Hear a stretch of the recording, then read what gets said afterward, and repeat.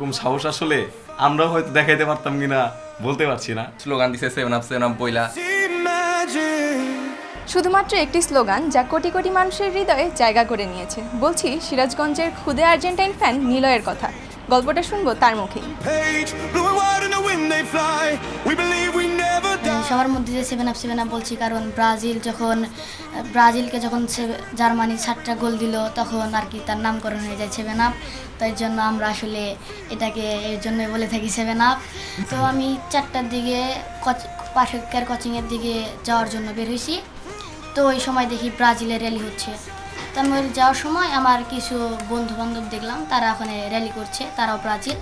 তো সেই সময় আমি তাদেরকে দেখে চিল্লাইছিলাম ব্রাজিল ব্রাজিল বলে, মানে 7 আপ বলে। তো ওই সময় একটা ভাই আমার ভিডিও করে, তো ওই ভিডিও করার কারণে আমি ভাইরাল হয়ে যাই। ব্রাজিল ফ্যানরা আমাদের আসলে অনেক কিছু বলে খেপায়, অনেক কিছুই বলে। এর জন্য আসলে তাদেরকে আমি শুধু একটা ফু দিয়েছি, এই কারণে তারা আসলে উড়ে গিয়েছে, আমার সাথে তারা কুলে উঠতে পারেনি।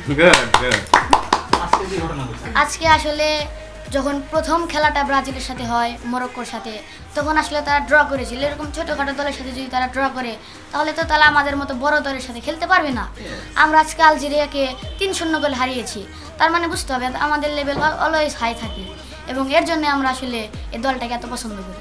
তো আজকে ভাইয়ার আসছে আমার সাথে দেখা করার জন্য এবং আমাকে কিছু গিফট দেওয়ার জন্য। তো ভাইয়াদের ধন্যবাদ আমার সাথে দেখা করার জন্য এবং আমার জন্য একটি গিফট আনার জন্য।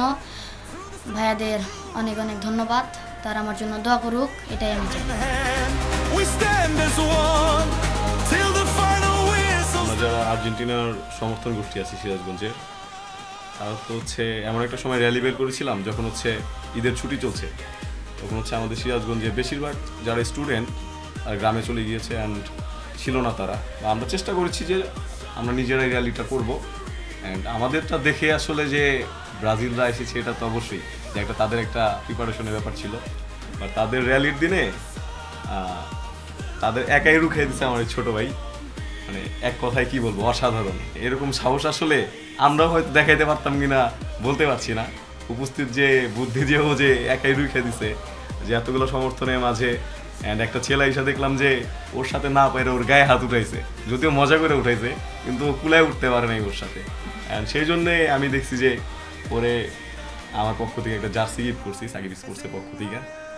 চেষ্টা করছি আর দোয়া করি ওর জন্য, যেন পড়াশোনা ভালোভাবে করে, পাশাপাশি খেলাধুলা যেন চালায়া যায়। আমি দেখলাম ওর পেজে দেখলাম ফুটবল খেলে, আর বাংলাদেশের ফুটবল আস্তে আস্তে আরও উন্নত হবে ইনশাল্লাহ। হামজা চৌধুরী আসছে, আরও বিশ্বের অনেক ভালো ভালো প্লেয়ার আছে বাংলাদেশ বংশোদ্ভূত, ওরা আসবে দেশে।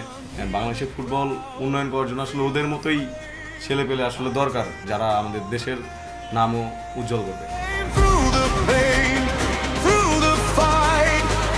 আমার এই ছোটো ভাই এতগুলো মানুষের মধ্যে সে হয়তো প্রাইভেট থেকে আসতেছিল, আসার পথে দেখছে যে আর্জেন্টাইনদের নিয়ে অনেক স্লোগান দিতেছিল। তো আমরা যেখানে যাওয়ার সাহস পাই না, আমার ছোটো ভাই সে একা হাতে যায়, সেখানে স্লোগান দিছে 7 আপ বইলা। দেখলাম যে অনেক মানুষ তার দিকে তাকায় আছে, তারে অনেক কিছু বলতে চাইতেছে, কিন্তু সে ছোট হওয়ার জন্য কিছু বলতে পারে নাই। তার এই সমর্থন থেকে আমরা বুঝতে পারি যে আর্জেন্টাইনদের প্রতি আমাদের কি পরিমাণ ভালোবাসা। আমাদের দেশ থেকে ওই দেশে যাইতে মিনিমাম 32 ঘন্টার মতো সময় লাগে, কিন্তু এত দূর একটা দেশে থেকে আমরা এত দূর থেকে ওই দেশের প্রতি এত ভালোবাসা দেখাইতে পারি। নিজের দেশের প্রতি যদি আমাদের বাংলাদেশ যদি ফিফাতে খেলতো এই বছর বা আরও ফিউচারে খেলবে, তখন আমরা কী পরিমাণ সমর্থন দেখাবো।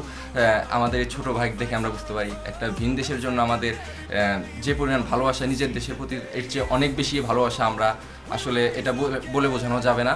আমাদের সবার পক্ষ থেকে, সাকিব স্পোর্টসের পক্ষ থেকে ওকে এটা আসলে তেমন কোনো গিফট না, তাকে আমাদের ভালোবাসার থেকে আমরা এই ছোটো উপহারটা দিছি।